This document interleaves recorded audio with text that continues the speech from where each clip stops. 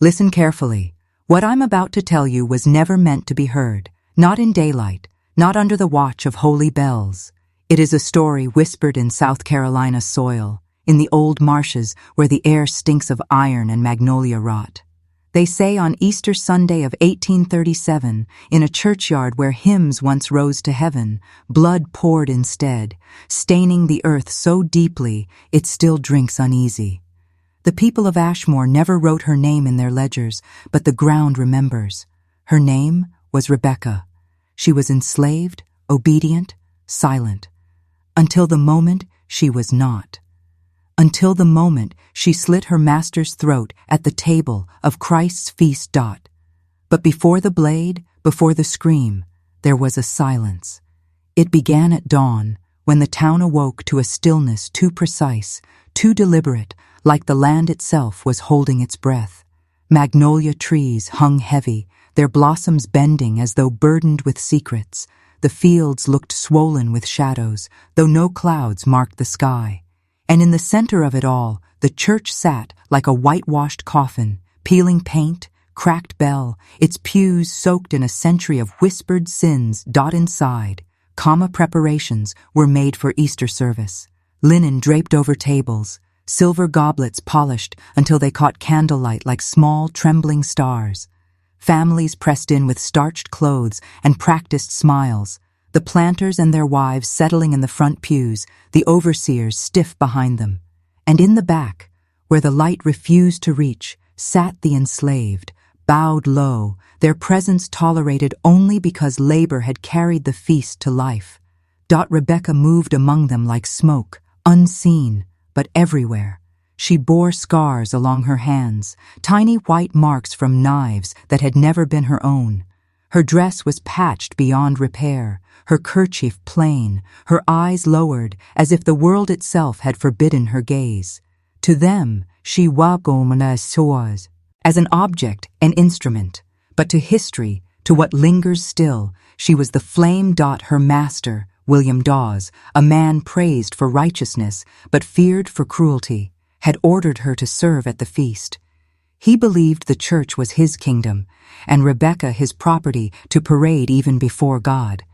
And yet, all through the sermon, as the preacher thundered of blood and lamb and deliverance, Rebecca's lips moved, though not in prayer. Some swore she mouthed the words of Scripture. Others claimed she whispered something older, something that did not belong in the house of God. What none of them knew was that Easter had already been chosen as the hour of her reckoning. The sermon ended with thunder, though the sky was clear. Voices rose in hymn, but the melody trembled, broken by the weight of something unspoken. They filed out into the churchyard, white dresses dragging across soil that had seen too many chains, too many bodies buried without names. The oaks stretched overhead, crooked like ancient witnesses unwilling to forget. The feast began. Wine poured into silver, bread torn into soft white halves. Children ran between the tables, laughter spilling into the air with the scent of roasted ham. And there, at the head of the longest table, sat William Dawes, his voice booming, his hand resting with unnatural familiarity on the arm of the woman who poured his drink. Rebecca. She served without word, her silence mistaken for obedience. But silence is not submission, it is gathering. Her eyes never rose, yet she saw. She saw the way his fingers lingered on her wrist, how his shadow pressed over her like a chain. She saw the faces of the others, planters, wives, daughters, all looking away, refusing to see what was plain. They sang hymns of deliverance while they dined on bondage. The hour slid toward 4. Another hymn began, faint, drifting from inside the church. Rebecca moved around the table, her hands steady, her steps measured, and then the scream, not hers, a girl's, a daughter of the mill owner. She had seen before she understood, seen the gush of red erupting from William Dawes' throat. The tables turned to chaos, linen darkened, goblets spilled, voices fractured into panic. And there, in the center of it all, stood Rebecca. She did not run. She did not speak. Her hand glinted with steel, the small kitchen blade catching the sun one final time before blood covered its edge. Witnesses would later argue over her face. Some said she looked serene, as if she had stepped into freedom itself. Others swore her eyes were hollow, empty, eyed of everything but the strike.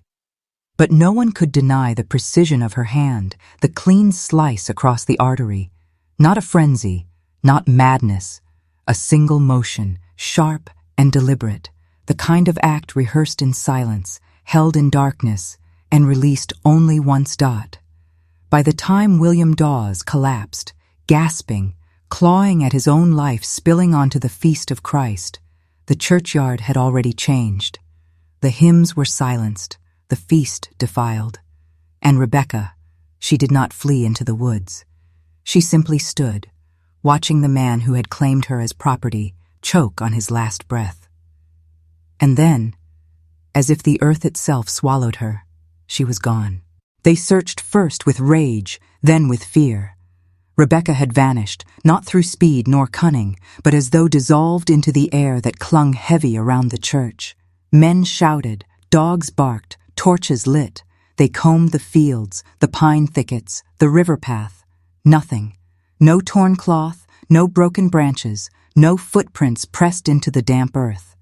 She had slipped between the seams of the world. By nightfall, William Dawes lay stiff in the cellar of the church, wrapped in coarse linen. His blood had dried into a black crust around his throat, sealing the wound that no prayer could heal. The physician whispered the truth no one wished to write down. The blade had not wandered. It had struck with knowledge, with certainty, as though guided by something older than human rage. In the kitchen of the Dawes household, a drawer was found slightly ajar. A small paring knife was missing. The cook, her skin weathered by years of salt and fire, swore she had last seen it on Holy Thursday.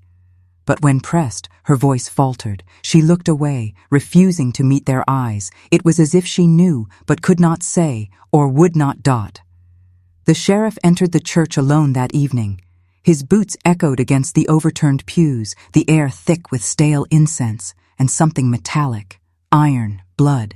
Behind the altar, tucked between hymnals, he discovered a smear of crimson none had noticed before. And beside it, a single cotton glove, small, dirt lodged beneath the fingernails, Rebecca's. But it was not the glove that curdled his breath. It was the paper folded beneath it, torn from the corner of a ledger. One line, written in a trembling but deliberate hand. He touches me when the wine is poured. No name, no date, no plea. Just the mark of a truth too dangerous to speak aloud. The sheriff carried it out with him, but by morning both glove and note had vanished, stolen, hidden, are burned. The town would never see them again. From that hour forward, Rebecca's absence was not just escape, it was presence. Doors creaked open in the night with no wind.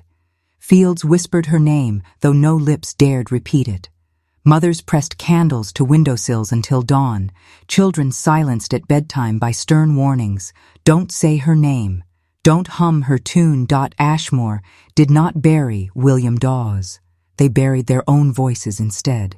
And in that hush, Rebecca's legend began. The days after the feast did not pass as days should.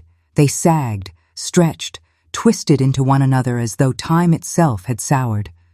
The church, once proud in its cracked humility, closed its doors without ceremony. No sermons, no hymns, no pastor's voice, only silence. A notice nailed to the sheriff's office announced Rebecca's name for the first time, not as a servant but as a fugitive. Enslaved woman, age uncertain, accused of murder, reward offered. The ink bled in the humid air, curling the edges of the parchment like it resisted being read. The Dawes family shuttered their windows. Mrs. Dawes spoke to no one, not even her kin from Charleston who came rushing to console her. When pressed, she muttered only one phrase, "There is more than you think." And then silence. Her eyes followed shadows across the floorboards, as if watching something only she could see. At night, the fields grew restless. Those forced to labor by day swore that faint lights flickered among the cypress trees. Will-o'-the-wisps, some said. But others knew. They had seen such lights before, at burials where names were forbidden, where spirits wandered hungry.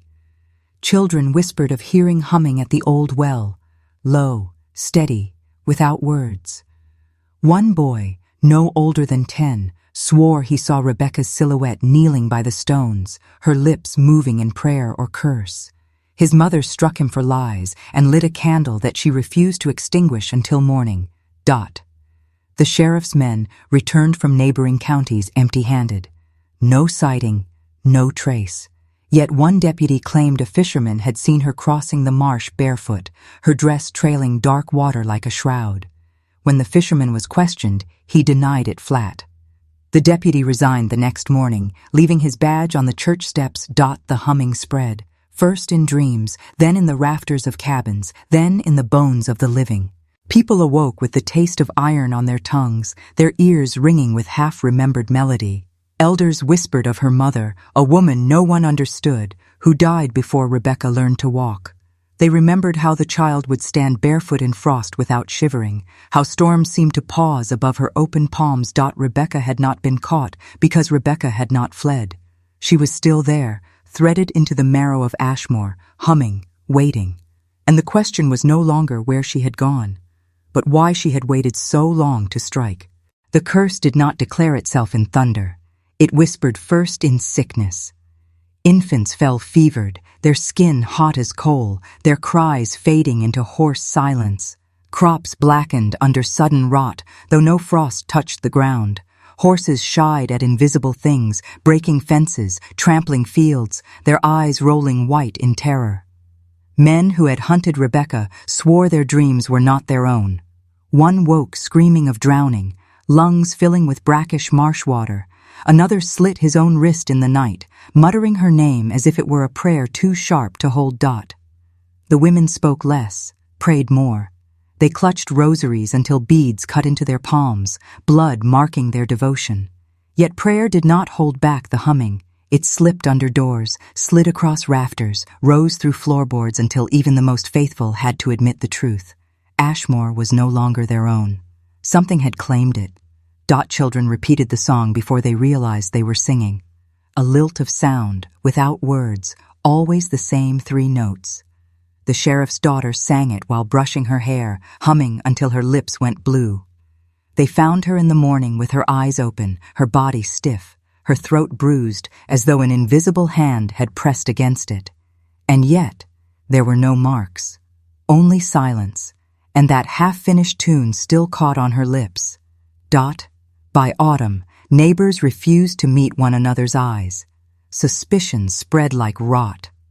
Wives accused husbands of hearing Rebecca's steps outside their windows. Husbands accused wives of whispering her name in their sleep. More than once, a body was pulled from the river, weighted down with stones, claimed to be her, but never was. Each time, the corpse belonged to someone else, farmhands, wanderers, the unlucky The Dawes household decayed from within. Servants refused to enter the kitchen after dark, claiming pots rat and led on their own. Mrs. Dawes sat for hours at her mirror, brushing her hair with no candle lit, lips moving though no words escaped.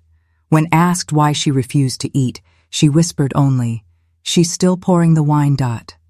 The church bells rusted silent, their ropes cut. No hand dared call the town to worship. Ashmore no longer prayed together. They waited. They locked their doors. They listened for the tune. Rebecca had spilled one man's blood, but she had fed on their silence. Now silence itself was hers to command. The story should have died in Ashmore, buried like William Dawes beneath a nameless patch of earth. But silence is fertile soil, and from it grew whispers that traveled faster than riders.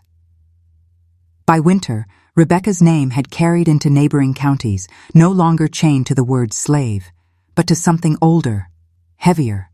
Witch, specter, revenant.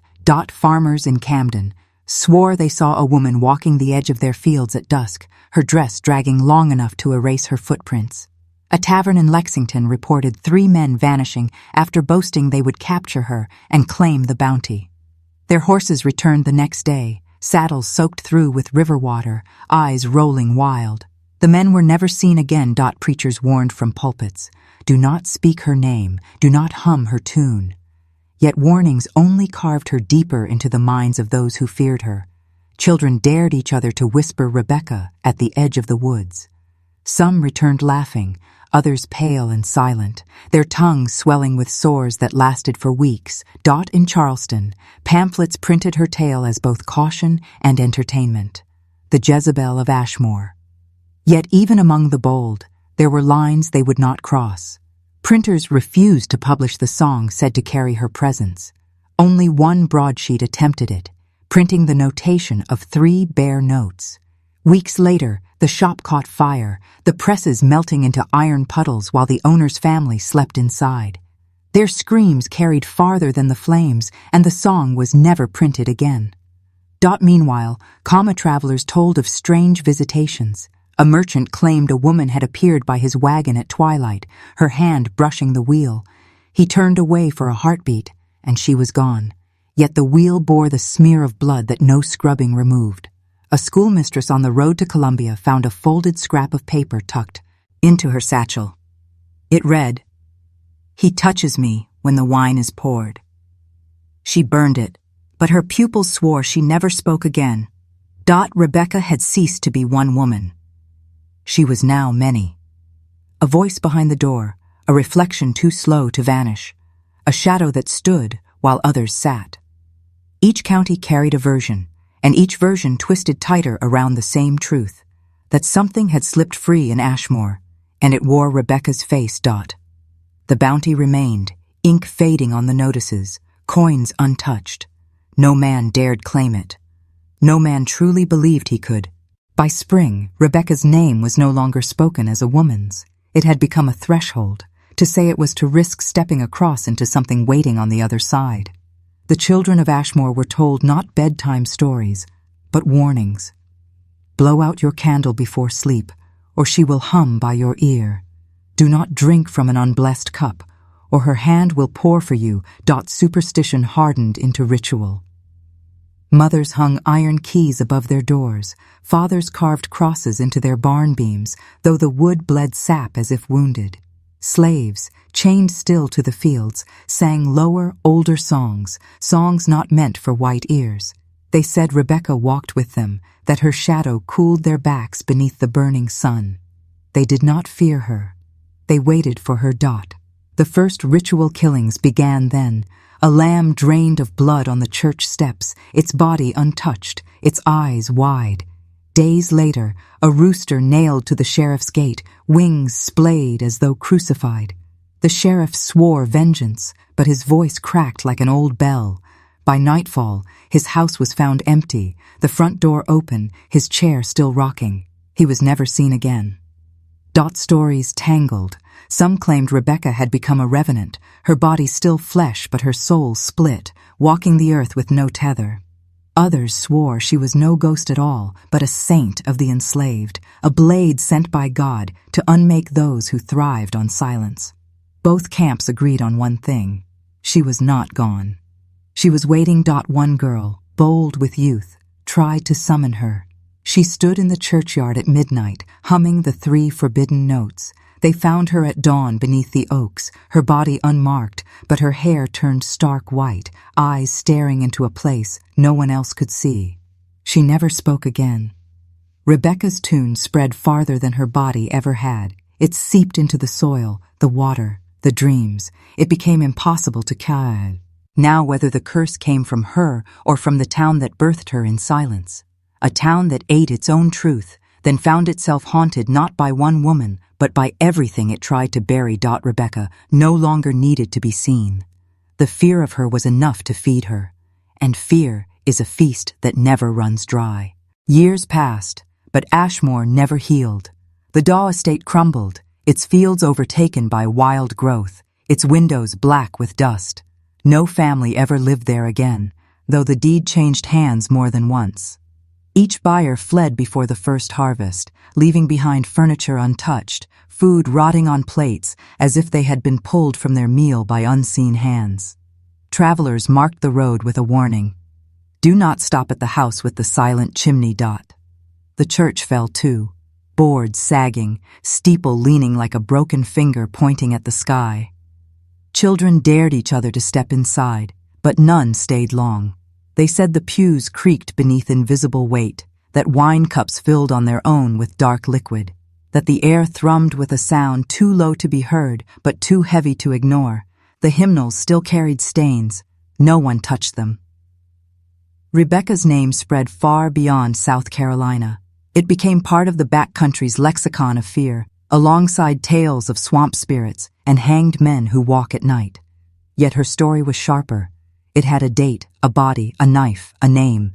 She was no legend born of imagination. She had lived. She had cut, and she had vanished into something larger than life, larger than death. Some said she was hunted down years later, dragged from the marsh and burned in secret, her ashes scattered where the cypress roots drink deep. Others swore she lived to old age in the swamps, guiding runaways by the sound of her humming. Still others insisted she never needed flesh again, that Rebecca became the humming itself, a curse that passed from throat to throat, from fear to fear, never dying because silence kept feeding it. What is true? History leaves only fragments, a ledger page, a missing knife, a sermon that ended with thunder, though the sky was clear. The rest is smoke, twisted into shape by the ones who lived in fear of her, and by time. He ones who prayed for her return. But in Ashmore, they say the humming never stopped. Stand in the churchyard at dusk, close your eyes, and listen. If you hear 3 notes, soft as a lullaby, do not follow them. Do not hum them back, for it is not just a song, it is a reminder. Rebecca's hand may have struck once, but her silence struck forever.